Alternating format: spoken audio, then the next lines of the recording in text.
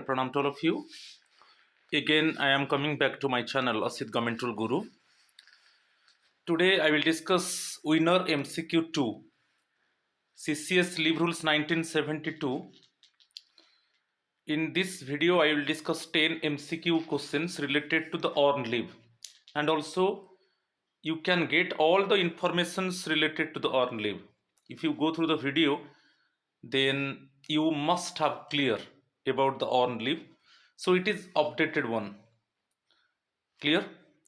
So 10 MCQs with explanation, and it would be useful for EMRS principal exam. I think that exam is around the corner in month of December. It will be conducted. So my friends, please subscribe my channel, share my channel and like my channel so that you can get notification for my upcoming videos. I do not waste time. So now I am going to discuss Winner MCQ 2 related to the CCS Leave Rules 1972. But in this video especially I will discuss earned leave. So you see the first question. The leave account of every government servant who is serving in a department other than a vacation department shall be credited with earned leave in advance in dash installments of dash each on the first day of January and July of every calendar year. It is related to the non-vacation department, right? Non-vacation department. In non-vacation department, you know, 2 installments EL is credited in the account of respective employees. First one, first 6 months, January 1 to December, January 1 to June 30. So January 1 in first installment for first 6 months, 15 EL is credited, and similarly July 1. Okay, second 6 months, it means July 1 to December 31st, again 15 EL. So in 2 installments EL is credited. First January for first 6 months, and for second installment, you know, from July 1 to December 31st, but in July 1 it is credited. So non-vacational department employees will get 30 EL, okay, during a year. So यहाँ पे answer bit D है. Clear? चलो question number 2. The earned leave at the credit of the employee together with the unavailed joining time allowed to be so credited shall not exceed dash. So you know joining time less than 1000 kilometers. Okay, joining time आपको मिलेगा जब आपका transfer होगा, public transfer होगा. Request transfer में joining time नहीं मिलता है. So less than 1000 kilometre 10 days मिलेगा ज्वाइनिंग टाइम, राइट? तो थोड़ा मैं बता देता हूं. So more than 1000 kilometre but less than 2000 kilometre, इसमें आपको 12 डेज मिलेगा. इसमें आपको 12 डेज मिलेगा ज्वाइनिंग टाइम. मगर इसमें एक कंडीशन है, यदि आप 200 किलोमीटर, राइट, आप रोड में कवर करते हो 200 किलोमीटर, तो इसमें 15 डेज ये हो जाएगा, right? So similarly greater than 2000 kilometre यदि आपका डिस्टेंस है, जो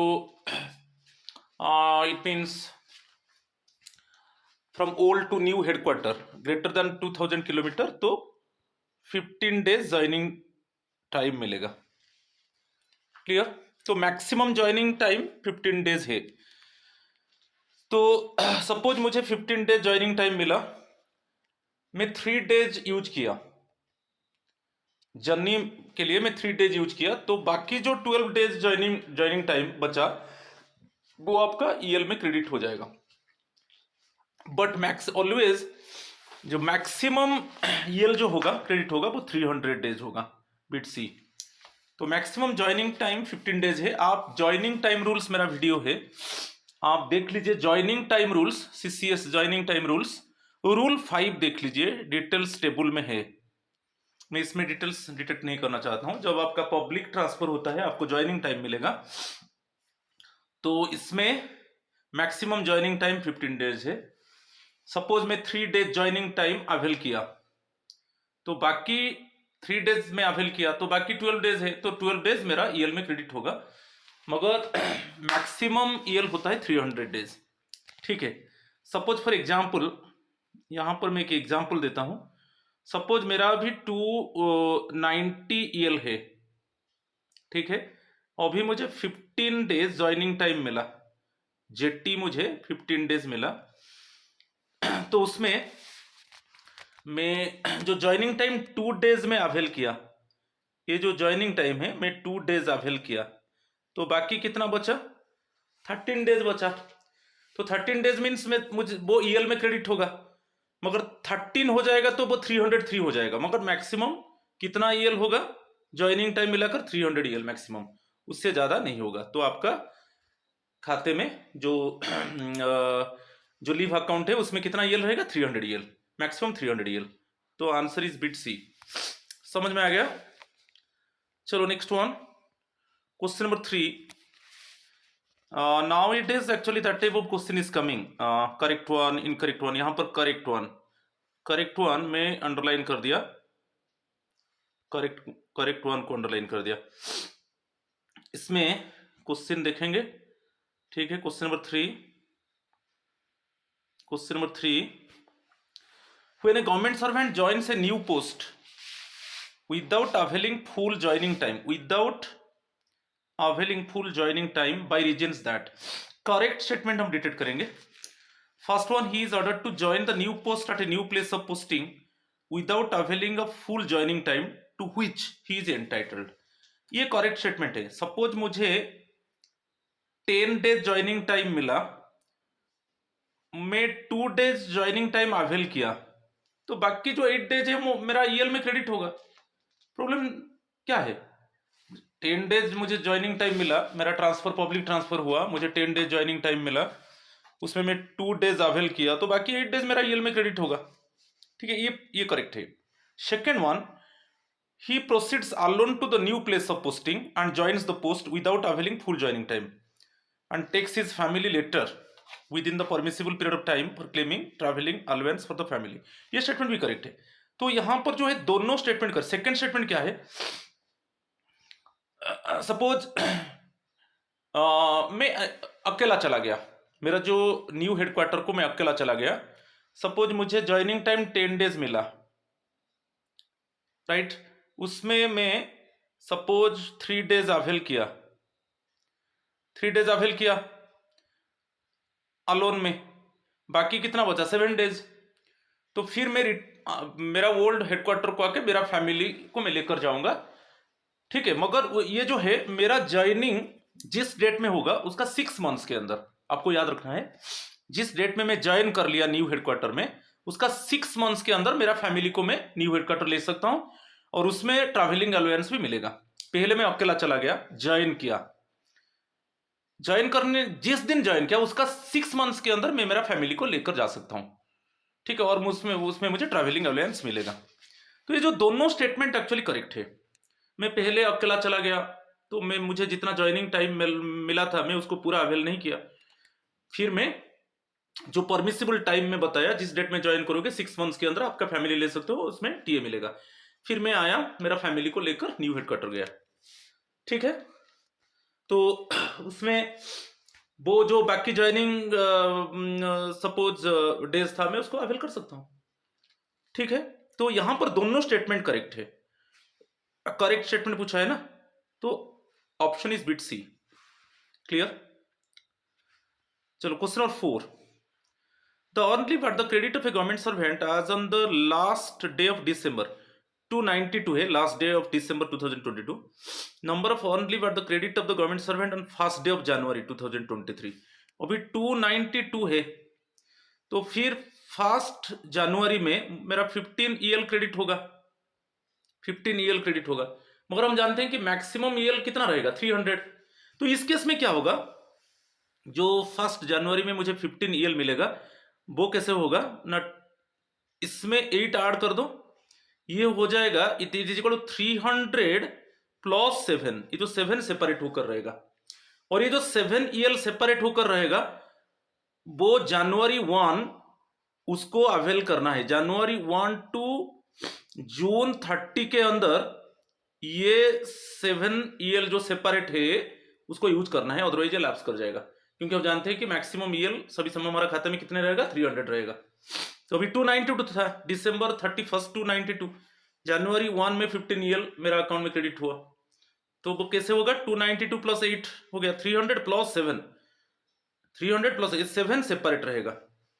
तो इस 7 को उसी हाफ ईयर में, क्योंकि जनवरी 1 में मुझे मिला, जो हाफ ईयर क्या है, जनवरी 1 टू जून 30 2023, उसी में इस 7 EL को मुझे अवेल करना है, नहीं तो वो लैप्स कर जाएगा, राइट। तो अभी आंसर आपको मिल गया 300 प्लस 7, क्लियर, आंसर बिट सी। चलो क्वेश्चन नंबर 5। क्वेश्चन नंबर 5 में क्या है, correct which of the below statements is और are correct one, correct statements हम डिटेक्ट करेंगे। The maximum on leave that may be granted at a time shall be 180 days in the case of any government servant employed in India। आप जानते हो, आप India में काम कर रहे हो तो आप एक समय में at one time maximum EL 180 days EL you can take at one time, not more than that if you work in India, right। तो इसमें एक आंसर आपको मिल गया। तो ये सेंटेंस जो है करेक्ट है, एक समय में आप मैक्सिमम एक ही साथ आप 180 EL ले सकते हो, उससे ज्यादा नहीं। Next one, earn leave may be granted to a government servant in class 1 for a period exceeding 180 days but not exceeding 300 days if the entire leave so granted or any portion thereof is spent outside India।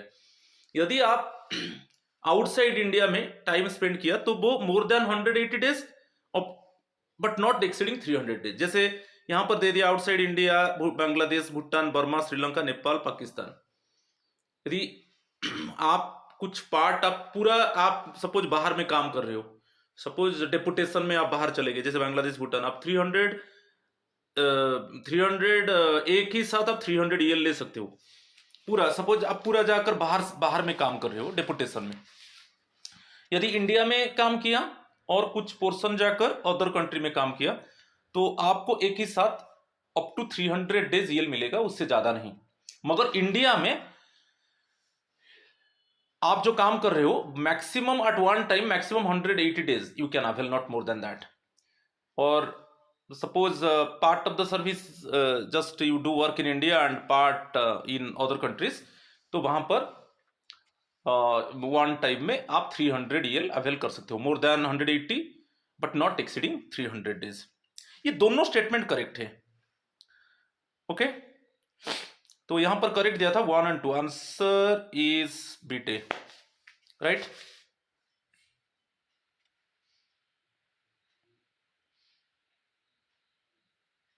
Question number 6, if a government, यहां पर incorrect statement पूछा है, okay, underline कर दिया। If a government servant has availed of extraordinary leave and or some period of absence has been treated as dies none, okay, in a half year, the credit to be afforded of his leave account at the commencement of the next half year shall be reduced by 1/8 of the period of such leave and or dies none subject to maximum of 15 days।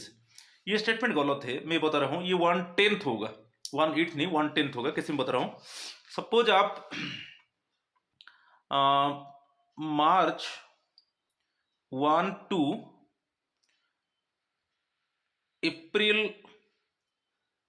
30 तक आप जैसे EL आप extra ordinary leave की dies non आपका unauthorized leave, तो यहां पे मार्च 31 days, अप्रैल 30 days, 61 days आपका हो गया EOL, ओके।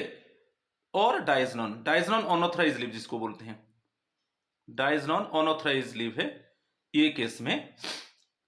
तो जो नेक्स्ट हाफ है ये मैं बताया मार्च 1 टू अप्रैल 30 सपोज 2023, तो जो जुलाई 1 में जो आपका EL क्रेडिट होगा इसमें 61 days का आप उसका 1/10 निकाल दो, ठीक है, उसका 1/10 आप निकलने के बाद कितना हो गया, 6 पॉइंट, ओके 6.1, ठीक है 6 पॉइंट मीन 6 मान लो, 6.1 मीन 6 आप राउंड अप कर लो। तो नेक्स्ट जो जुलाई 1 में आपका 9 EL एक्चुअली क्रेडिट होगा, क्योंकि आप जानते हो कि आप एक्स्ट्रा ऑर्डिनरी लीव कि आप डायज नॉन जितना लेते हो उसका 1/10 वो रिड्यूस हो जाएगा नेक्स्ट हाफ ईयर में। तो यहां पर मेरा जो एग्जांपल था मार्च 1 टू अप्रैल 30, 61 डेज हो गया, 61 डेज का 1/10 कितना 6.1 है, ठीक है समझ रहे हो। तो 6.1 मीन 6 राउंड अप कर दो तो 6 हो गया। तो जो जुलाई 1 में जो क्रेडिट होगा, ओके जुलाई 1 में आपका 15 EL क्रेडिट होना था, 15 EL क्रेडिट नहीं होगा, राइट वो 9 होगा, क्योंकि ये जो 61 डेज का 1/10 6 है उससे हम माइनस कर देंगे तो 9 EL क्रेडिट होगा, ये बहुत इंपॉर्टेंट है, ठीक है। तो यहां पर 1/8 दिया था इसलिए ये गलत है, 1/8 नहीं 1/10 of the period of UL और डायजनन, okay, must be reduced or must be debited from the upcoming, okay, credit of EL in the next half year. While affording credit of only fractions of a day shall be rounded up to the nearest day. ये correct है, ये गलत है, ये correct है। Fraction क्या है, जैसे 2.5 है वो 3 हो जाएगा, कि 2.4 है वो 2 होगा, सो 0.5 के अब वो नेक्स्ट नंबर हो जाएगा, और 0.5 से लेस है तो वो जो राउंडिंग नंबर रहेगा प्रीवियस वन, जैसे 2.5 पे 3, 2.63, 2.73, अगर 2.4, 2.3 वो 2, इसे राउंड ऑफ हो जाता है। तो सेकंड स्टेटमेंट करेक्ट है, फर्स्ट स्टेटमेंट गलत है। तो यहां पर इनकरेक्ट दिया था, इनकरेक्ट मीन्स यहां पर ओनली स्टेटमेंट 1, राइट। इसको भी आगे में हम डिस्कस करेंगे। चलो next one, question number 7, person serving in vacation department, a government servant avails a portion of the vacation, he shall be entitled to additional earned leave in such proportion of dash, 10 days, 15 days, 20 days, 30 days। यहां पर answer C है 20 days. Vacational department, suppose for example you see, suppose आपका vacation, मैं एक example देता हूं, आपका vacation period suppose 30 days है वैकेशन, मगर आप क्या किया,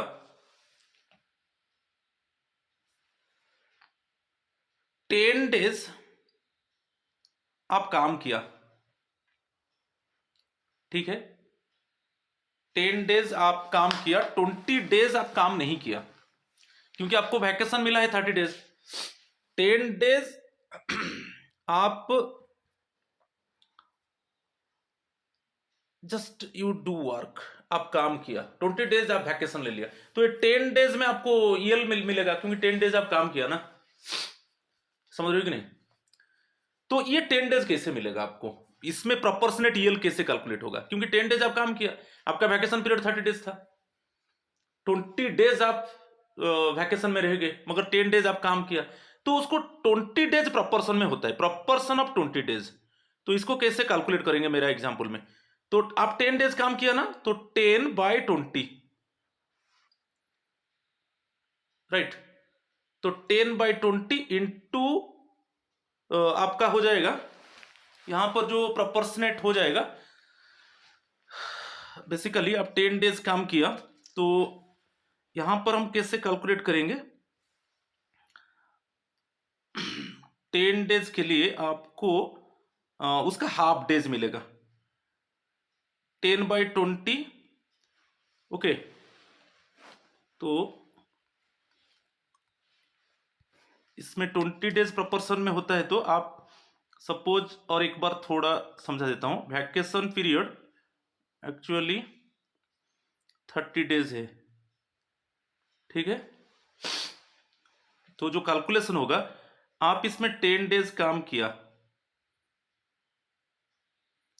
10 डेज काम किया, तो इसमें हम क्या करेंगे, प्रोपोर्शन ऑफ ये 20 डेज में कैलकुलेट होगा, कैसे, 20/30, proportion of 20 days means 20/30, ये टोटल वैकेशन, जो डिनोमिनेटर है ना टोटल वैकेशन पीरियड, तो proportion of 20 means 20/30, ये कॉमन रहेगा।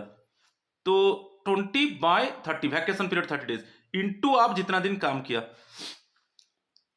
तो इसका 1/3 मिलेगा। जितना दिन काम किया उसका 1/3 आप देख लीजिए, तो इसमें कितना हो जाएगा, नहीं 2/3 मिलेगा, सॉरी 2/3 मिलेगा।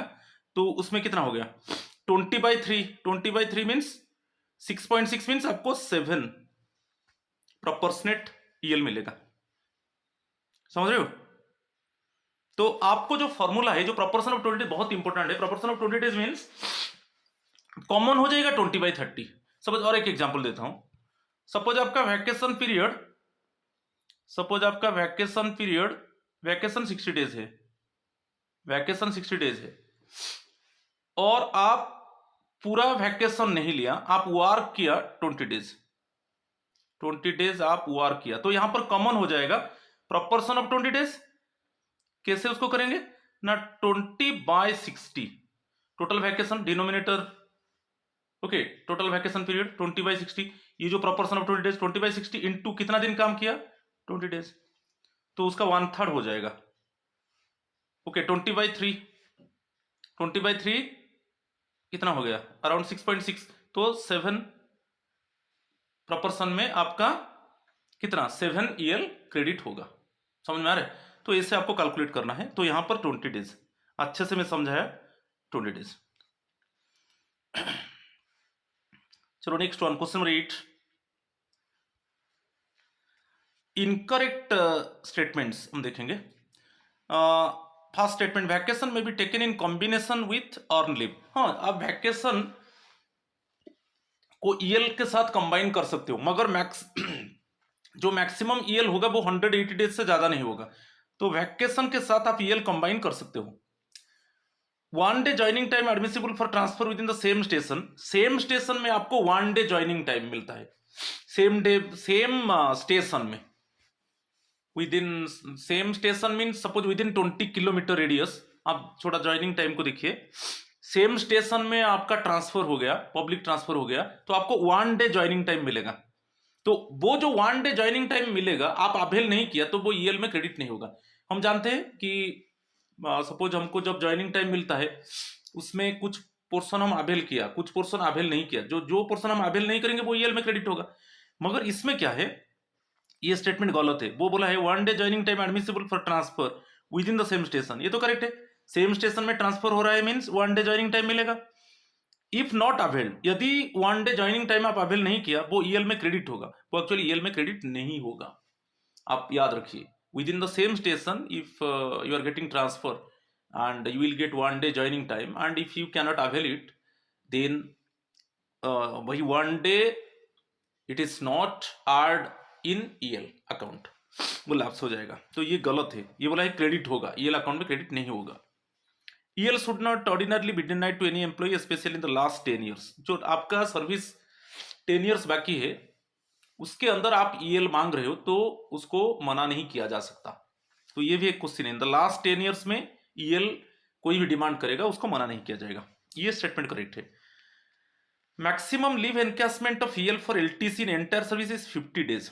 आप LTC जब लीव ट्रैवल कंसेशन में जाते हो तो ये स्टेटमेंट गलत है, फोर्थ स्टेटमेंट गलत है, क्योंकि आपका एंटायर सर्विस में आप एनकैशमेंट करोगे आपका EL को, तो आप चाहे होम टाउन LTC हो कि ऑल इंडिया LTC हो, मैक्सिमम 10 EL आप एनकैश कर सकते हो, ठीक है। तो इससे आपका एंटायर कैरियर में 60 EL आप एनकैश कर सकते हो LTC टाइम में, क्लियर। एंटायर सर्विस में 60, मगर यहां पर 50 दे दिया, ये यहां पर गलत हो गया, क्योंकि एंटायर कैरियर में आप 60 EL एनकैश कर सकते हो जब आप LTC में जाओगे, और एक टाइम में 10 EL आप एनकैश कर सकते हो। मगर ये जो एनकैश जब करोगे ना, तो आपका खाते में मिनिमम 30 EL होना चाहिए, रहना चाहिए, समझ में आ रहा है। तो मिनिमम इतना एनकैश करने के बाद सपोज आप 10 EL एनकैश किया, तो अभी देखिए सपोज आपका 38 EL है, सपोज फॉर एक एग्जांपल देता हूं, ये फोर्थ स्टेटमेंट का एग्जांपल देता हूं, आपका 38 EL है, तो यहां पर आप 8 EL एनकैश कर सकते हो, 10 EL नहीं कर सकते, क्योंकि 8 EL के बाद आपका मिनिमम एनकैश करने के बाद आपका मिनिमम EL कितना होना चाहिए, 30 EL। तो यहां पर 8 कर सकते हो, 10 नहीं कर सकते। मैं जैसे बताया एक टाइम में एक्चुअली आप कितना EL एनकैश करोगे, 10, मैक्सिमम 10। बट उसी केस में कंडीशन क्या है, आपका इनकैश करने के बाद मिनिमम कितना EL रहना चाहिए आपका खाते में, 30 EL होना चाहिए। तो इस केस में जैसे एग्जांपल 38 EL है, आप 8 EL इनकैश कर सकते हो, उससे ज्यादा नहीं। मगर रूल क्या बोलता है कि रूल में आप एंटायर सर्विस में 60 EL इनकैश कर सकते हो और वन टाइम में आप मैक्सिमम 10 EL इनकैश कर सकते हो। ओके, और ये जो 10 EL इनकैश करोगे, इनकैश करने के बाद मिनिमम कितना EL आपका खाते में होना चाहिए, 30 EL। तो ये जो इसमें आप देख लीजिए, फर्स्ट स्टेटमेंट करेक्ट है, सेकंड स्टेटमेंट गलत है, थर्ड स्टेटमेंट में बताया कि ये करेक्ट है, ये गलत है। समझ में आ रहा है? तो इसमें इनकरेक्ट दिया है, इनकरेक्ट में 2 and 4, तो answer is bit B.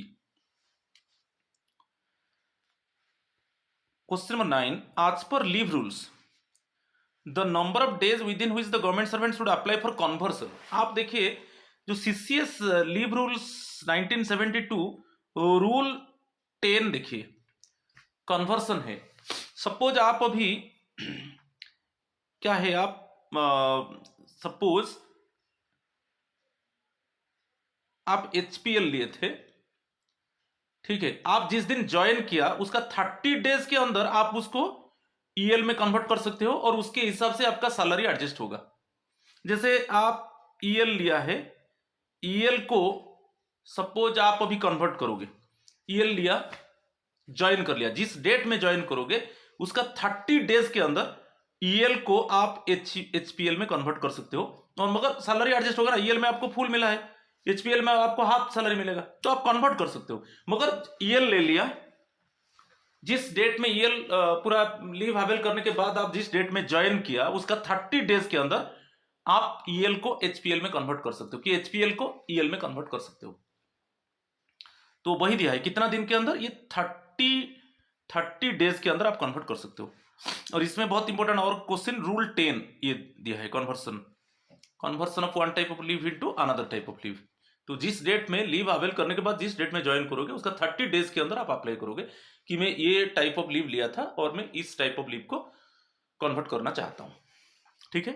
Leave authority को आपको एप्लीकेशन देना है। हो गया। तो MCQ का last question, what would be the EL credit afforded on 1/7/2020 if the employee avails 150 days EOL from 2nd January 2020 and 10 days dies none। मैं बोला था, तो total extraordinary leave plus dies non मिलाकर कितना हो गया, 160 हो गया। और ये नॉन वैकेशनल डिपार्टमेंट, कोई तो कुछ नहीं दिया है ऑप्शन की वैकेशन की नॉन वैकेशन कुछ नहीं दिया है, तो नॉन वैकेशन डिपार्टमेंट हम नॉर्मली लेते हैं, तो उसमें EOL डाइज नॉन 160 हो गया, ठीक है। तो नेक्स्ट आपका जो क्रेडिट होगा 1 जुलाई 2020 में, तो कितना EL क्रेडिट होगा, तो इसका 1/10 था, 1/10 निकाल दीजिए, इसका 1/10 कितना हो गया, 16, 1/10 हो गया 16। मगर जो नेक्स्ट हाफ ईयर में जो 1 जुलाई 2020 में आपका कितना EL क्रेडिट होना चाहिए, 15। तो मगर यहां पर ये तो डेबिट होगा ना, मैं बोला था 1/10 जितना EOL डाइज नॉन ले रहे हो जो प्रेजेंट हाफ ईयर में, उसका 1/10 क्या वो निकाल दो और वो उतना डेबिट हो जाएगा। जो नेक्स्ट हाफ ईयर में, जो नेक्स्ट हाफ ईयर जैसे in this example next half year में जो क्रेडिट होगा वो 1 जुलाई है, तो यहां पर 160 आप ले लिए EOL डाइज नॉन, उसका 1/10 16 हो गया। तो जो नेक्स्ट हाफ ईयर है 1 जुलाई में 15 EL क्रेडिट होना चाहिए, और क्या हो गया, तो 16 हो गया ना। समझ में आ रहा है? तो जीरो हो जाएगा, वहां पर आपका कोई EL क्रेडिट नहीं होगा। आप जानते हो कि प्रेजेंट हाफ ईयर में जितना EOL डाइज नॉन ले लिया उसका 1/10 निकाल दो, जितना होगा वो जो सब्सिक्वेंट हाफ ईयर जो है, ओके, जो EL क्रेडिट होगा उससे वो डेबिट हो जाएगा, ठीक है। यहां पर वो 1/10 16 आ रहा है, तो नेक्स्ट जो हाफ ईयर है 1 जुलाई है, 15 EL क्रेडिट होना चाहिए, तो कोई EL क्रेडिट नहीं होगा। ये 10 क्वेश्चंस था। अभी हम पूरा EL को डिस्कस करेंगे। आप देख लीजिए क्वेश्चन यहां पर आता है, रूल 26 जो है CCS लीव रूल्स 1972, वो earn leave for government employees related to the non vacational department other than vacational departments. ये नॉन वैकेशनल डिपार्टमेंट्स के लिए है, जिनको वैकेशन जिनके लिए नहीं है। ठीक है, रूल 26, ये रूल को याद रखना है, अभी क्वेश्चन आ रहा है। फर्स्ट क्या है, ये बहुत है। फर्स्ट 1AI में क्या दिया है कि आपको 1 जनवरी, तो 2 इंस्टॉलमेंट्स आपका EL क्रेडिट होता है। 1 जनवरी में 15 EL क्रेडिट होगा, ये 1 जनवरी टू जून 30 तक, और 1 जुलाई में अगेन 15 EL क्रेडिट होगा, और ये जुलाई 1 टू दिसंबर 31 तक, सो टोटल 30 EL क्रेडिट होगा। ओके, तो ये rule 26(1) subsection A bit I में दिया है। ठीक है, चलो नेक्स्ट वन, यहां पर देख लीजिए 1 सेक्शन जो A है उसका सबसेक्शन II, ये इसी रिलेटेड भी क्वेश्चन आ रहा है। इसमें क्या दिया है ना, when a government servant joins a new post without availing full joining time, ये थोड़ा बता देता हूं। ये सेकेंड पार्ट, आपको ज्वाइनिंग टाइम मिला, अभी मैं डिस्कस किया था, तो आप he is order to join the new post at a new place of posting without availing full joining time. तो ठीक है, सपोज आपको यहां पर 10 JT मिला, ज्वाइनिंग टाइम मिला, आपका पब्लिक ट्रांसफर हो गया, तो आपको 10 डेज ज्वाइनिंग टाइम मिला। कितना मिला? 10 डेज। सपोज आप 2 दिन अवेल किया, बाकी कितना बचा? 8 बचा, तो वो आपका EL में क्रेडिट होगा। सेकंड क्या है, वो अलोन गया, suppose the employee go alone and join the post. ठीक है, सेकंड स्टेटमेंट इसमें दिया है, देखिए ये पूरा रिलेटेड ज्वाइनिंग टाइम। तो नेक्स्ट वो अलोन गया और वो पूरा ज्वाइनिंग टाइम अवेल नहीं किया, फिर वो रिटर्न आएगा, उसका फैमिली को लेकर जाएगा। और आप याद रखिए, जिस डेट में आप ज्वाइन कर रहे हो 6 मंथ्स के अंदर आपका फैमिली को आप न्यू हेडक्वार्टर में लेकर जा रहे हो, तो वहां पर आपको ट्रैवलिंग अलाउंस मिलेगा। जो आप जर्नी किया ना, वो टिकट आपको ट्रैवलिंग अलाउंस मिलेगा। मगर आप बहुत इंपॉर्टेंट है, एक जो टाइमिंग है वो आप जिस डेट में ज्वाइनिंग किया 6 मंथ्स के अंदर आपका फैमिली को लेकर जाना है और आपको ज्वाइनिंग टाइम मिलेगा। और वही दिया है कि ज्वाइनिंग टाइम में क्या है, आप अलोन चले गए और पूरा ज्वाइनिंग टाइम अवेल नहीं किए, फिर जो जिस डेट में ज्वाइन किए 6 मंथ्स के अंदर आप फिर आकर आपका फैमिली को लेकर जा सकते हो और ज्वाइनिंग टाइम अवेल करोगे। तो ये जो A है, बीट A में क्या है, सपोज आपको 10 डेज JT मिला ज्वाइनिंग टाइम, आप 4 डेज अवेल किया, तो बाकी कितना बचा? 6 मिला बचा, तो 6 को वो क्या होगा, आपका EL में क्रेडिट हो जाएगा, राइट?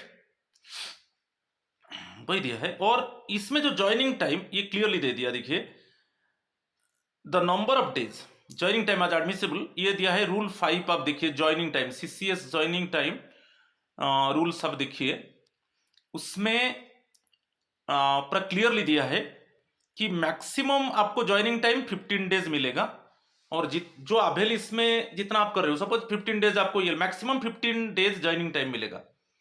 वो rule 5 CCS joining time rule सब देख लीजिए, वो 1979 CCS joining time rules 1979 rule 5 देखिए, मैक्सिमम ज्वाइनिंग टाइम आपको 15 मिलेगा। सपोज मैं 5 डेज अवेल किया, 10 डेज नहीं किया, तो वो ऑटोमेटिकली EL में क्रेडिट होगा।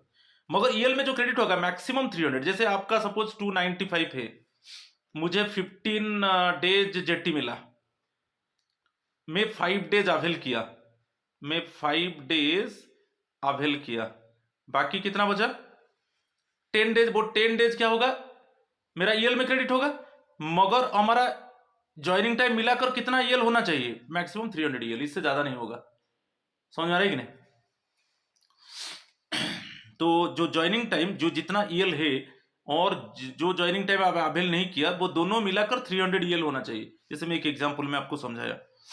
अच्छा, ये बहुत इंपॉर्टेंट, उसको बोलता हूं। सपोज आपका सेम स्टेशन में ट्रांसफर हुआ with in 20 kilometre radius, suppose आपका विद इन 20 किलोमीटर रेडियस में ट्रांसफर हुआ सेम स्टेशन में, तो आपको 1 डे JT मिलेगा, 1 डे ज्वाइनिंग टाइम मिलेगा। इसको आप अवेल नहीं करोगे तो ये EL में क्रेडिट नहीं होगा।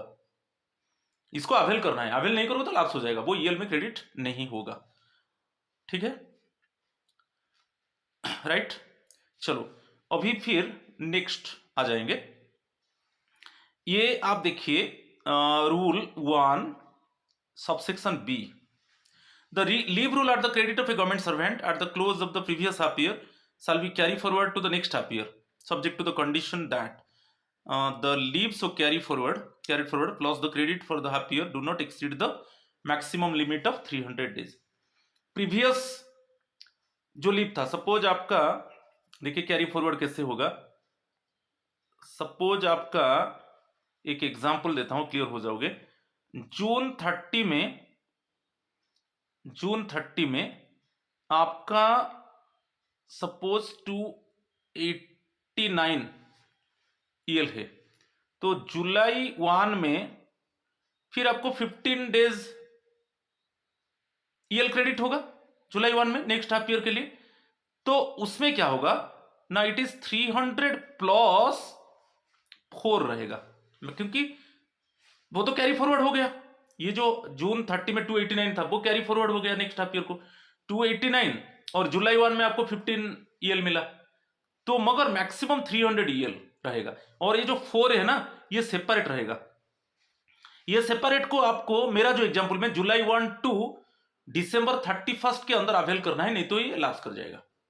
ये सेपरेट रहेगा 4, समझ में आ रहा है। तो यहां पर जैसे कैरी फॉरवर्ड होगा, आपका जो प्रीवियस हाफ ईयर का जो ईएल है वो कैरी फॉरवर्ड होगा, मगर वो मैक्सिमम 300 डेज होगा। और कैसे में एक एग्जांपल दे दिया, ये सेपरेट रहेगा। जैसे और एक एग्जांपल देता हूं, थोड़ा और क्लियर हो जाओगे।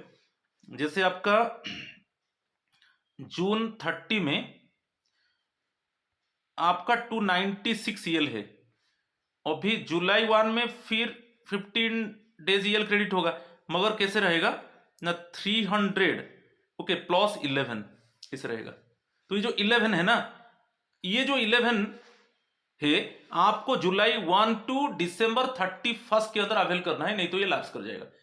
तो जो कैरी फॉरवर्ड होगा मगर मैक्सिमम 300 ईएल होना चाहिए और सेपरेट रहेगा ये 11, और उसी हाफ ईयर में उसको आपको खत्म करना है ये जो 11 को, नहीं तो वो लैप्स कर जाएगा। अभी समझ में आ गया होगा। चलो नेक्स्ट वन, वही चीज, यही चीज को यहां पर लिख दिया है, ओके जो सेपरेट वाला यही लिख दिया है। Provided that where the on leave at the credit of a government servant as on the last day of December or June is 300 days or less but more than 285 days, the advance credit of 15 days on leave on first day of January or July to be kept separately. मैं अभी आपको समझा दिया इसके ऊपर, उसको ज़्यादा मैं टाइम नहीं लूँगा, आप उसको पढ़ लीजिए, राइट। अभी सेपरेट के बारे में बताया आपको, चलो टाइम वेस्ट नहीं करेंगे, अभी आ जाएंगे। फिर रूल 26 ओके सबसेक्शन सी बीट आई को देखेंगे, ठीक है, फर्स्ट बीट को देखेंगे। ये इसके ऊपर भी कुछ आता है। Where a government servant not in permanent employee और quasi permanent employee is appointed without interruption of service substantively to a permanent post और डिक्लेयर्ड एज क्वासी परमानेंट। तो यहां पर क्या है, सपोज एक गवर्नमेंट सर्वेंट वो परमानेंट एम्प्लॉय नहीं था, नॉट इन परमानेंट एम्प्लॉयड और क्वासी परमानेंट एम्प्लॉय, माने वो कॉन्ट्रैक्चुअल में था मगर उसका सर्विस इंटरप्शन नहीं हुआ, सर्विस कंटिन्यू रहा, उसके बाद उसको परमानेंट एम्प्लॉयमेंट डिक्लेयर कर, परमानेंट एम्प्लॉय के आकार में डिक्लेयर कर दिया गया। इनिशियली वो कॉन्ट्रैक्चुअल में था मगर उसका सर्विस में कोई इंटरप्शन नहीं था, वो सर्विस कंटिन्यू था, और उसके बाद उसको डिक्लेयर कर दिया गया परमानेंट एम्प्लॉय कि क्वासी परमानेंट एम्प्लॉय। तो इस केस में उसका लीव क्रेडिट होगा, क्योंकि प्रीवियस जो कॉन्ट्रैक्चुअल टाइम में वो जितना दिन काम किया है, सर्विस तो इंटरप्शन नहीं है, कंडीशन वही है, सर्विस इंटरप्शन नहीं होगा।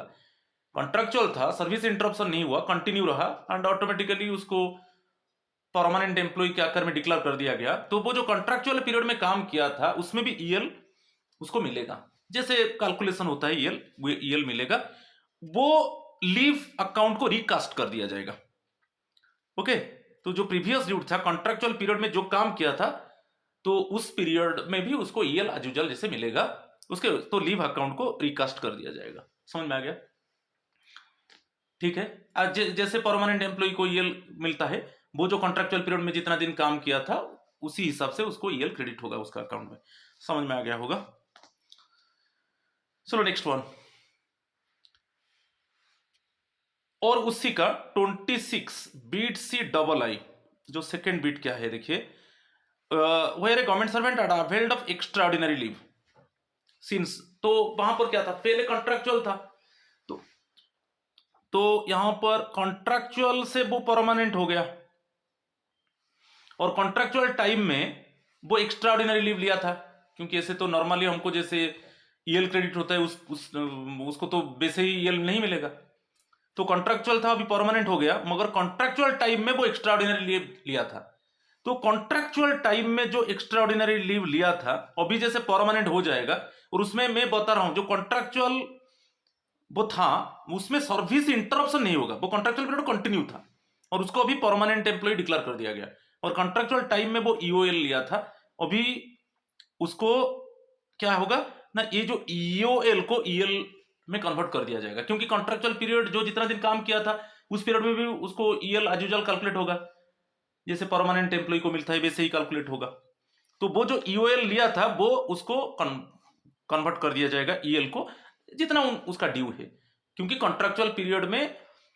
उसको एज यूजुअल ईएल भी मिलेगा, क्रेडिट होगा, क्योंकि वो काम किया है विदाउट इंटरप्शन ऑफ सर्विस, तो वो बहुत इंपॉर्टेंट है, यदि ईओएल लिया था कॉन्ट्रैक्चुअल टाइम में वो ईएल को कन्वर्ट होगा, क्योंकि आप जानते हो रूल 10 में कन्वर्सन है, उस समय उसको हमको जैसे ईएल मिल रहा है परमानेंट एम्प्लॉय को, उसको नहीं मिल रहा था कॉन्ट्रैक्चुअल टाइम में, तो इसलिए ईओएल को लिया था वो, मगर अभी जैसे परमानेंट हो गया, वो जो कॉन्ट्रैक्चुअल पीरियड में विदाउट इंटरप्शन ऑफ सर्विस वो काम किया था वो एज यूजुअल उसको ईएल क्रेडिट होगा उसका अकाउंट में, तो वो ईओएल को ईएल को कन्वर्ट कर दिया जाएगा, जितना ईएल ड्यू है उसके हिसाब से कन्वर्ट कर दिया जाएगा, ठीक है।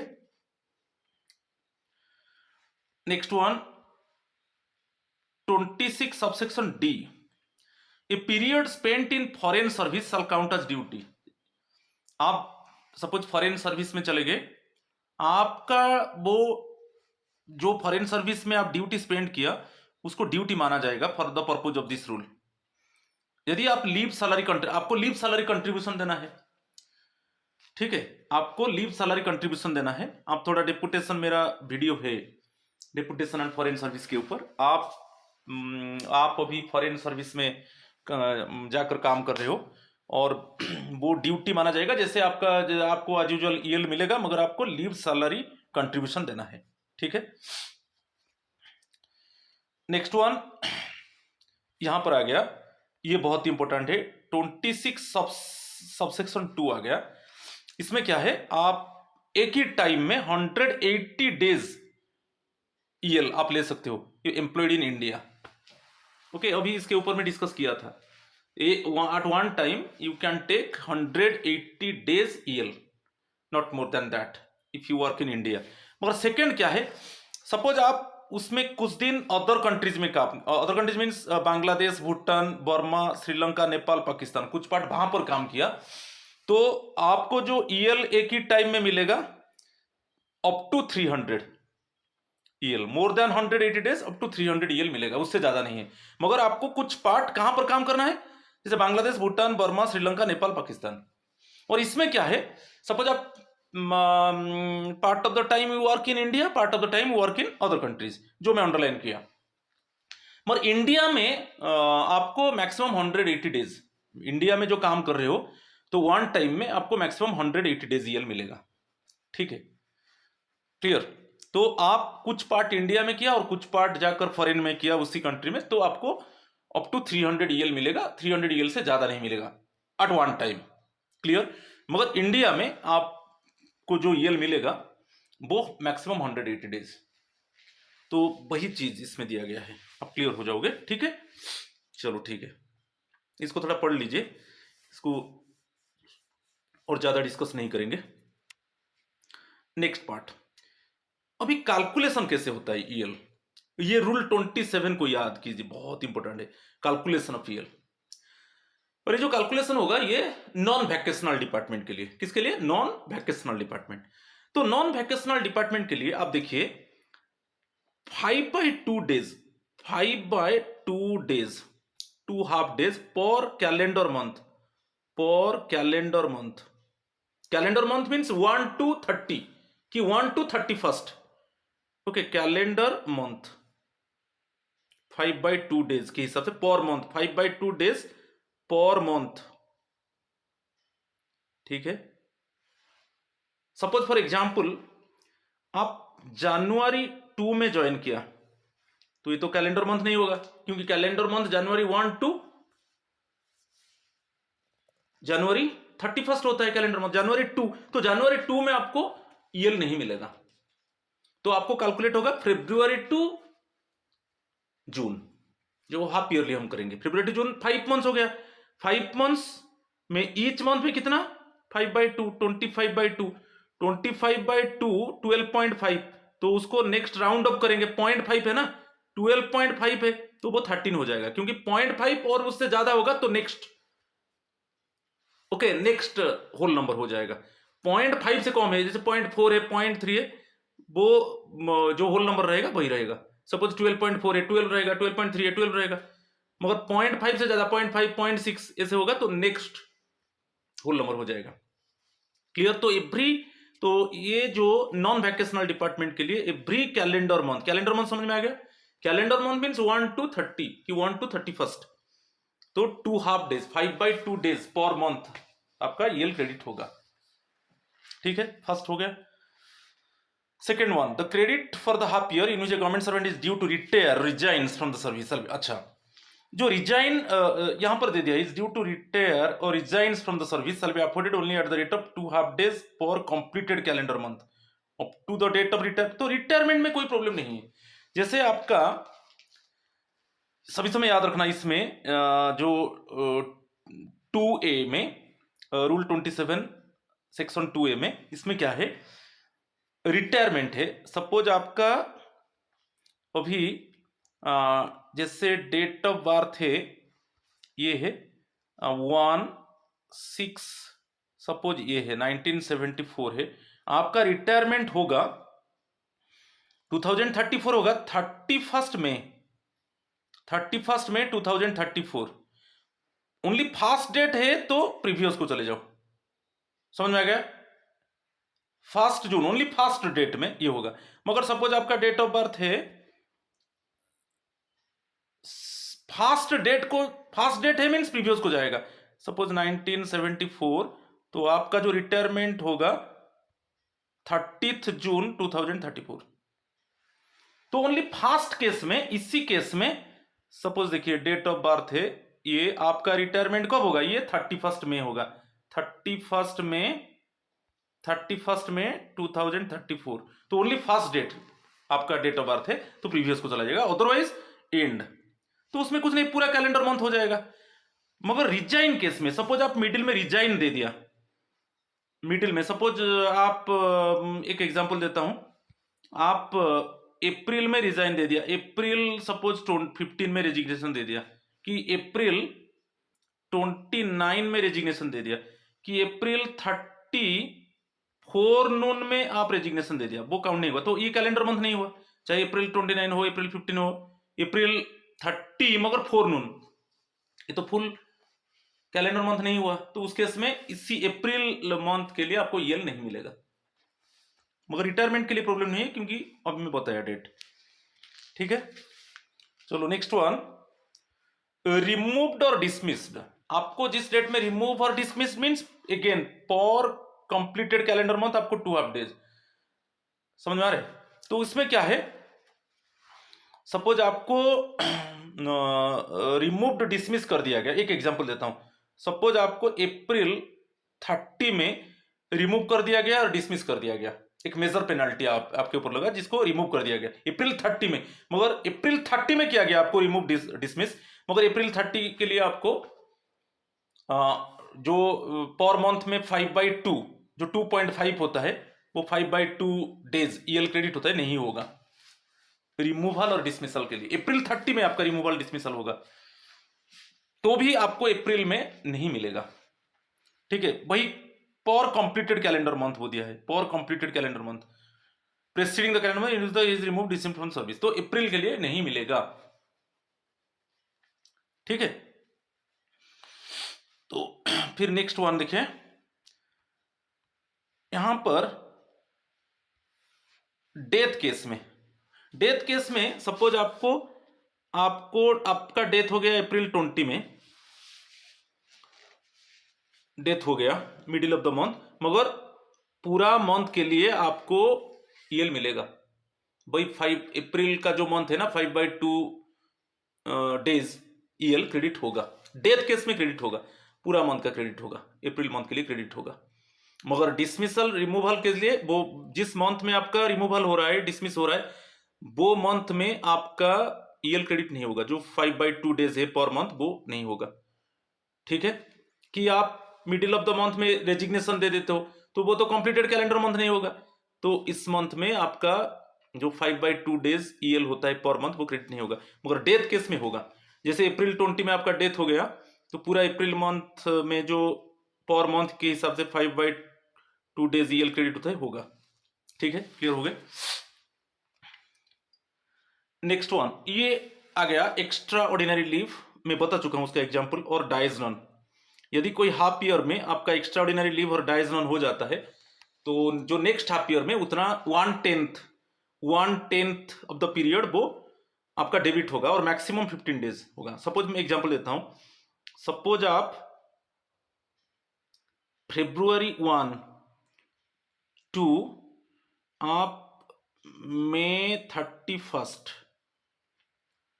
तक आप सपोज 2023, इसमें आपका ईओएल और डाइज नॉन हो गया, एक्स्ट्राऑर्डिनरी लीव और dies non. Dies non unauthorise leave है, ठीक है, ये हो गया। तो आप काउंट कर लो, ये तो 28 डेज है, तो 28 डेज फरवरी, ओके, मार्च, अप्रैल, मई, इतना दिन हो गया ईओएल और डाइज नॉन।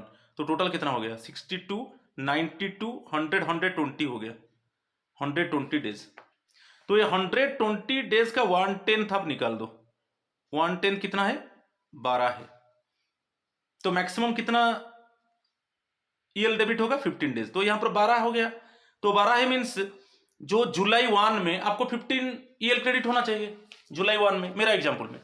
तो जुलाई 1 में आपका ओनली 3 ईएल क्रेडिट होगा, क्योंकि जो आप ईओएल और डाइज नॉन हो गया जितना पीरियड, उसका 1/10 निकाल दीजिए, और जो नेक्स्ट हाफ ईयर में जो ईएल क्रेडिट होगा उससे माइनस कर दीजिए।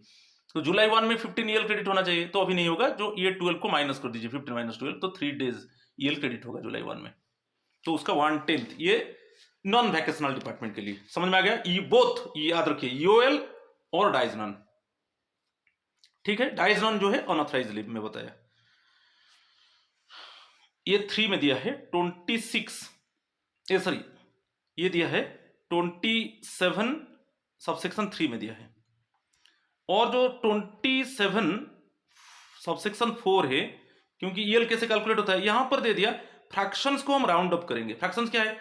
जैसे 12.5 है वो 13 होगा, मगर 12.4 है वो 12 होगा। तो 0.5 से कम है तो वो राउंडिंग नंबर रहेगा, मगर 0.5 और उससे ज्यादा होगा तो नेक्स्ट होल नंबर हम लेंगे। जैसे एग्जांपल दिया 12.5 पे तो 13 हो जाएगा, फ्रैक्शंस को राउंड ऑफ हो जाएगा नियरेस्ट डे में। मगर 12.4 है कि 12.3 है वो 12 रहेगा। ठीक है, अभी क्लियर हो गए? तो ये हो गया ईएल का calculation for non vacational departments. अभी आ जाएगा वैकेशन डिपार्टमेंट के लिए, अभी आएंगे जिनको वैकेशन मिलता है। अर्न लीव, ये रूल 28 आप याद रखिए, रूल 28 याद रखिए, बहुत इंपॉर्टेंट है। Earn leave for person serving in vacation departments. और वैकेशंस के लिए क्या है, ये जो 1 सबसेक्शन ए में क्या दिया कि जनवरी 1 में आपको 5 पीएल क्रेडिट होगा, और जुलाई 1 में आपका 5 पीएल क्रेडिट होगा। टोटल 10 ईएल क्रेडिट होगा वैकेशन डिपार्टमेंट के लिए। तो 2 इंस्टॉलमेंट्स में क्रेडिट होगा, जनवरी 1 5 पीएल, जुलाई 1 5 पीएल, 10 ईएल। ठीक है, ये वैकेशन के लिए। ठीक है, क्लियर? फर्स्ट हो गया। चलो सेकंड, यहां पर जो दिया है आप देखिए 1 सबसेक्शन बी में, in respect of any year in which a government servant avails a portion of the vacation. अभी मैं इसके ऊपर एग्जांपल दिया था, he shall be entitled to additional earn leave in such proportion of 20 days as the number of days of vacation not taken bears to the full vacation, provided that total earned leave credited shall not exceed 30 days in a calendar year। मैं थोड़ा बता देता हूं इसको example. Suppose आपका vacation 30 days है, ठीक है, वैकेशन 30 डेज है, मगर पूरा वैकेशन आप नहीं लिया, आप वर्क किया सपोज 10 डेज, मगर ये किस प्रोपोर्शन में कैलकुलेट होगा? 20 डेज प्रोपोर्शन में। तो कॉमन हो जाएगा 20/30। अच्छा, आप बोलेंगे सर 20/30, तो प्रोपोर्शन के हिसाब से हम ये 20 डेज देखिए, 20 डेज है ना, तो 20 डेज प्रोपोर्शन 20 डेज प्रोपोर्शन में कैलकुलेट करेंगे, 20 divided by total vacation days, ये कॉमन फॉर्मूला है। 20 by total vacation, total vacation क्या है? 30 डेज है, 20/30। अच्छा, आप कितना दिन वर्क किया? 10 डेज वर्क किया, तो उसके लिए आपको प्रोपोर्शनेट ईएल मिलेगा, तो ईएल कितना मिलेगा? 2/3 मिलेगा। 2/3 मीन्स 20/3 6.6 मीन्स आपका 7 ईएल, आपको जो 10 डेज आप काम किया 7 ईएल प्रोपोर्शनेट ईएल आपका अकाउंट में क्रेडिट होगा, क्योंकि वैकेशन पीरियड था, आप 10 डेज काम किया, 20 डेज आप वैकेशन में चले गए, मगर वर्क 10 डेज किया, तो वर्क आप कर वैकेशन में आप काम कर रहे हो मीन्स आपको प्रोपोर्शनेट ईएल मिलेगा। तो कैसे कैलकुलेशन होगा? तो ये proportion of 20 days, proportion of 20 days means कैसे कैलकुलेट होता है? 20 by total number of vacation days, compulsory 20 numerator में रहेगा, डिनोमिनेटर में 30 हम कैसे लाया? वैकेशन पीरियड 30 डेज है, suppose vacation period 60 days, 60 20/60, vacation period suppose 100 days है, 20/100 इनटू कितना दिन आप काम किया? 10 डेज आप काम किया वैकेशन पीरियड में, तो प्रोपोर्शनेट ईएल मिलेगा। तो 20/30 इंटू 10, तो वो हो गया कितना? 20/3 6.6, सो राउंड अप करके नेक्स्ट राउंड ऑफ नंबर आप कर दीजिए, राउंड अप करके 7 ईएल आपका क्रेडिट होगा। क्लियर? बढ़िया। नेक्स्ट वन, वही वैकेशनल डिपार्टमेंट के लिए, सपोज आप पूरा काम किया, यहां पर आप यहां पर एक दे दिया, as the number of days of vacation not taken bear to the full vacation provide the total on leave credited shall not be exceed 30 days in a calendar year. क्योंकि आप याद होगा, जो नॉन वैकेशनल डिपार्टमेंट है उनको total calendar year में 30 days EL मिलता है, समझ में आ रहा है कि नहीं? तो वही वैकेशन, जो वैकेशन डिपार्टमेंट में काम कर रहे हैं, सपोज वो वैकेशन नहीं लिए, काम किए, मगर उनका जो ईएल क्रेडिट होगा वो 30 डेज से ज्यादा नहीं होगा, क्योंकि कोई उनको वैकेशन मिला मगर वो वैकेशन को अवेल नहीं किए, काम किए, उसमें जो ईएल क्रेडिट होगा उनका 30 डेज से क्रॉस नहीं होगा, क्योंकि नॉन वैकेशनल डिपार्टमेंट एम्प्लॉइज के लिए उनको मैक्सिमम 30 डेज ईएल मिलता है। ठीक है, बिट सी में क्या है? If in any year the government servant does not avail any vacation, ये if in any year the government servant does not avail any vacation, suppose आप वैकेशन नहीं लिया, तो रूल 26 में क्या था? 30 ईएल था, आप वैकेशन 15 प्लस 15 ऐसे आपका क्रेडिट होगा, क्योंकि आप वैकेशन नहीं लिया, पूरा वैकेशन में काम किया। ठीक है, तो नॉन वैकेशनल डिपार्टमेंट को जैसे ईएल मिलता है वैसा ही आपका अकाउंट में क्रेडिट होगा, राइट? मगर यहां पर ऑर्डर, आप ये जो नोट में दे दिया ना, सपोज आप वैकेशन में कुछ दिन काम करोगे, आपको एक जनरल और स्पेशल ऑर्डर मिलेगा और फिर हायर अथॉरिटी, आपका जो हायर अथॉरिटी है वो ऑर्डर देगा कि सपोज आप 10 दिन काम करो, उनका ऑर्डर होना चाहिए, ऐसे आप जबरदस्ती काम नहीं कर सकते, उनका ऑर्डर के हिसाब से हम काम करोगे। सपोज आपका जैसे मैं बता रहा हूं, आपका वैकेशन है 60 डेज, ठीक है, मगर आप अभी काम कर रहे हो 20 डेज, 40 डेज आप वैकेशन में चले गए, मगर 20 डेज उसमें काम किए, तो आपको तो प्रोपोर्शनेट ईएल मिलेगा। तो प्रोपोर्शनेट जो मिलेगा वो प्रोपोर्शनेट ऑफ 20 डेज के हिसाब से मैं बताया था, तो 20 बाय टोटल वैकेशन पीरियड क्या है? 60, तो प्रोपोर्शनेट ऑफ 20 डेज के हिसाब से मिलेगा ना, तो 20 बाय टोटल वैकेशन पीरियड कितना है? 60 डेज। आप कितना दिन काम किया 20 डेज के लिए, तो कितना प्रोपोर्शनेट ईएल क्रेडिट होगा? 1/3, 20/3, तो 6.6 मीन 7 ईएल आपका अकाउंट में प्रोपोर्शनेट ईएल के हिसाब से क्रेडिट होगा, क्योंकि आप आउट ऑफ 60 डेज 20 डेज काम किया, और जो प्रोपोर्शनेट ईएल मिलेगा वो 20 डेज के हिसाब से मिलेगा। मैं आपको और एक बार उसको क्लैरिफाई कर दिया। और यहां पर है वैकेशन में भी टेकन इन कॉम्बिनेशन, आप वैकेशन वैकेशन के साथ ईएल को कंबाइन कर सकते हो, मगर ये ईएल जो लोगे ना, ये मैक्सिमम 180 डेज से ज्यादा नहीं होगा। वैकेशन के साथ ईएल कंबाइन हो सकता है, मगर जो ईएल आप लोगे, आप जानते हो आप जब इंडिया में काम करते हो एक टाइम में 180 डेज ईएल लेते हो, तो यहां पर वो 180 डेज ईएल से क्रॉस नहीं होगा। वैकेशन के साथ ईएल कंबाइन हो सकता है, मगर जो ईएल आप लोगे ना 180 डेज से ज्यादा नहीं होगा। वही चीज है बता दिया। और यहां पर दे दिया देखिए, the on leave under this rule are the credit of a government servant at the close of the previous half year, तो कैरी फॉरवर्ड होगा जैसे था, और मैक्सिमम 300 डेज जैसे आपको बताया था हमें नॉन वैकेशनल डिपार्टमेंट के लिए वैसा होगा। प्रीवियस हाफ ईयर का वो ऑटोमेटिकली कैरी फॉरवर्ड हो जाएगा, और कैरी फॉरवर्ड होकर वो सेपरेट होकर रहेगा। ठीक है, आपका जैसे 291 डेज है, सपोज जून 30 में 291 डेज है, तो अभी फिर जुलाई में आपको कितना मिलेगा 15, तो 15 मीन्स 300 प्लस 6 के होकर रहेगा, सेपरेट रहेगा। तो समझ में आ रहा है कि नहीं? तो जून 30 में 291 था, जुलाई 1 में आपको 15 ईएल क्रेडिट होगा। तो इसमें अच्छा इसमें बता देता हूँ, सॉरी ये नॉन वैकेशनल के लिए सपोज आपका 297 है, क्योंकि 5 होता है ना उनके लिए। जून 30 में आपका 297 था, ये वैकेशनल डिपार्टमेंट के लिए। और जुलाई 1 में आपको 5 पीएल क्रेडिट होगा जुलाई 1 में। तो जुलाई 1 में 5 पीएल मीन्स वो कैसे रहेगा, 300 प्लस 2 रहेगा, तो ये 2 सेपरेट रहेगा। और उसको मेरा एग्जाम्पल में जुलाई 1 टू दिसंबर 31 के अंदर इसको अवेल करना है, नहीं तो ये लैप्स हो जाएगा। क्योंकि ये जो है ना, ये मैं डिस्कस कर रहा हूँ वैकेशनल डिपार्टमेंट के लिए। वैकेशनल डिपार्टमेंट के लिए जनवरी 1 जुलाई 1 में कितना ईएल क्रेडिट होता है, 5 हो गया, ये कॉम्बिनेशन आ गया। तो जो ईएल सभी के ईएल और लीव सभी लीव के साथ कंबाइन होगा, मगर सीएल के साथ कंबाइन नहीं होगा, सीएल के साथ कंबाइन नहीं होगा। क्लियर? प्रीफिक्स सफिक्स होगा। प्रीफिक्स सफिक्स क्या है, सपोज आपका इसे दे देता हूं, सपोज आपका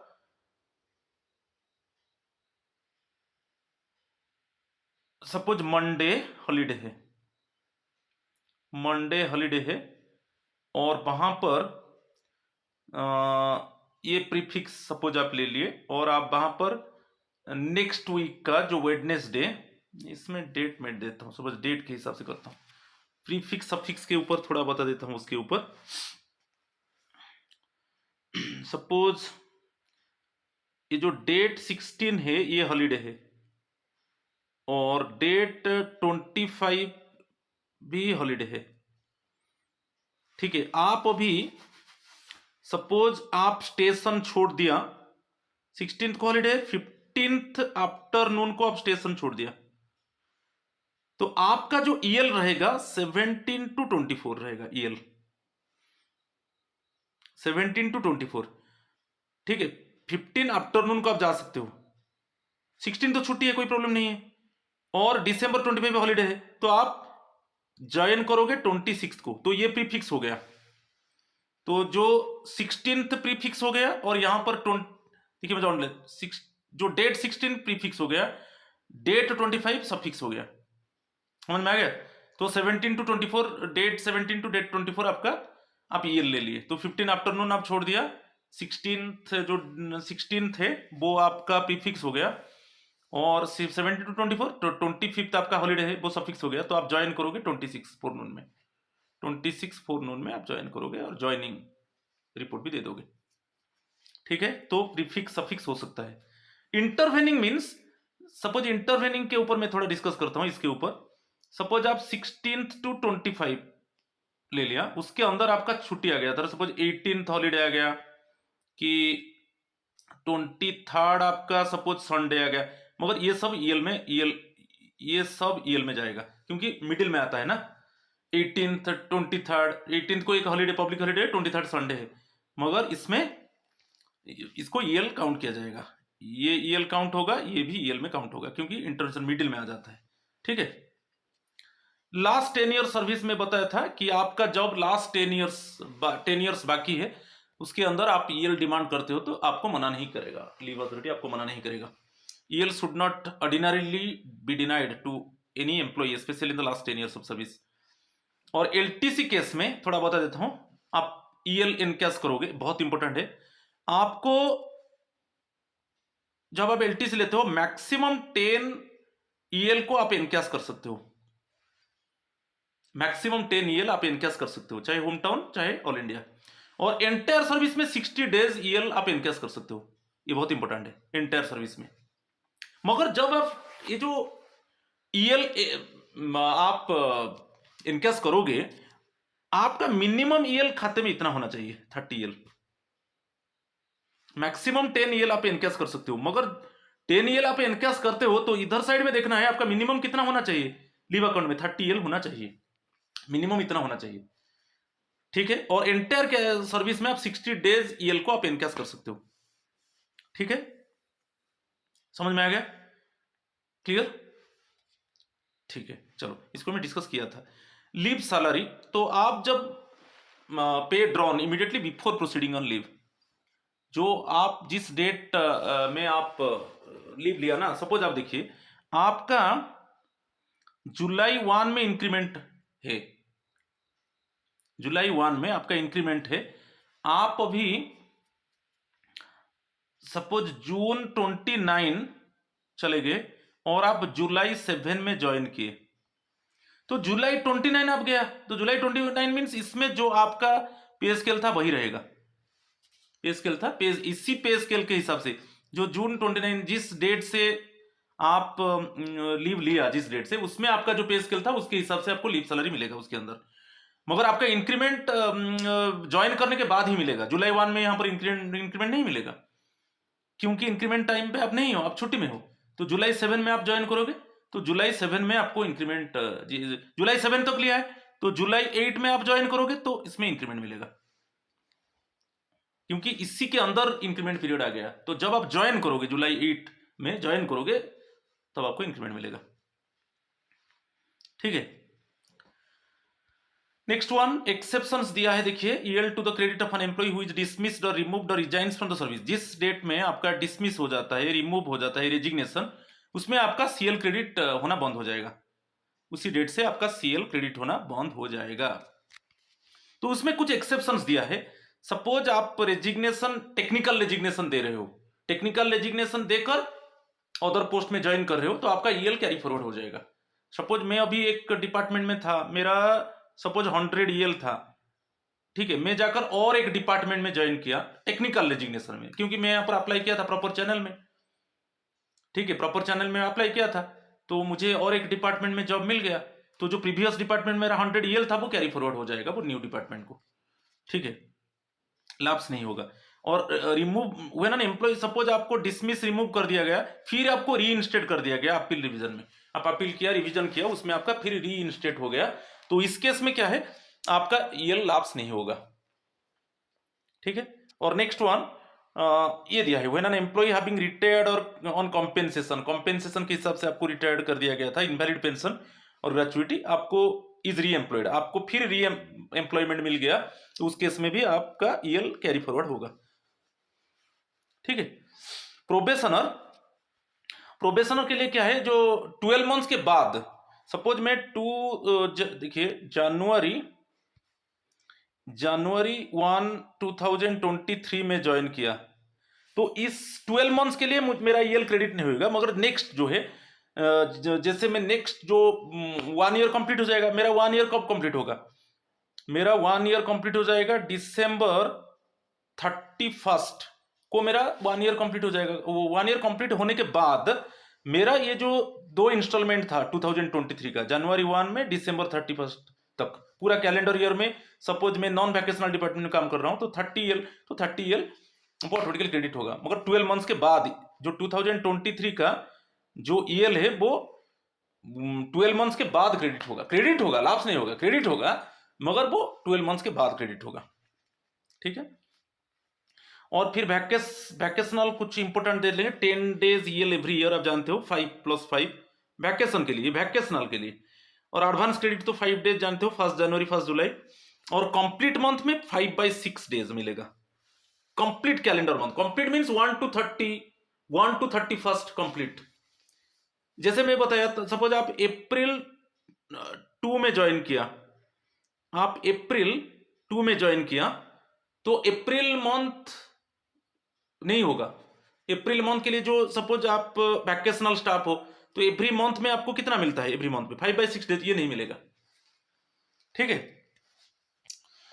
और यहां पर जो वैकेशनल के लिए आप याद रखिए, बहुत इंपॉर्टेंट है, वैकेशनल स्टाफ के लिए आप ईओएल और डायजनॉन केस में कितना डेबिट होगा, वहां पर 1/10 डेबिट होता था, यहां पर 1/30 डेबिट होगा। जैसे मैं एक एग्जांपल देता हूं, सपोज आपका इसमें जनवरी 1 टू जून 30 के अंदर आपका suppose EOL plus dies non, extraordinary leave dies non, okay, total आपका 80 डेज हो गया। 80 मत कीजिए, सपोज आपका ये 40 डेज आप ले लिया यूएल प्लस डाइजनल, तो उसका ये वैकेशनल स्टाफ्स के लिए तो 130 निकाल दीजिए, 130 इंटू 40 तो 4/3, 4/3 मीन्स 1.3 होता है, नहीं 1.3 मीन्स 1.3 मीन्स 1, राउंड अप कर दीजिए। तो 1 मीन्स जो नेक्स्ट जो जुलाई 1 में आपका जो ईएल क्रेडिट होगा 5 डेज होना चाहिए, मगर वहां पर 4 डेज होगा, ये डेबिट हो जाएगा 1 डेज, क्योंकि 130th ऑफ यूएल एंड डाइजन जो है वो डेबिट हो जाएगा। समझ में आ गया? और एक एग्जांपल देता हूं, सपोज आपका जुलाई 1 टू दिसंबर 30 के अंदर आपका 90 डेज हो गया EOL plus unauthorise leave dies non, तो ये वैकेशनल के लिए, तो उसका 130 निकाल दो, 130 इंटू 90 कितना हुआ, 3 हो गया। तो जो जनवरी 1 में, नेक्स्ट जो जनवरी 1 में आपका, क्योंकि यहां पर जो मेरा example July 1 to December 31st तक था, दिसंबर 31 था, तो यहां पर हो गया तो रुकिए थोड़ा और एक बार थोड़ा देखिए। अच्छा, वैकेशनल के लिए मैं थोड़ा बता देता हूं, जुलाई 1 टू दिसंबर 31 के अंदर आपका 90 days UL extraordinary leave plus डाइजनल हो गया।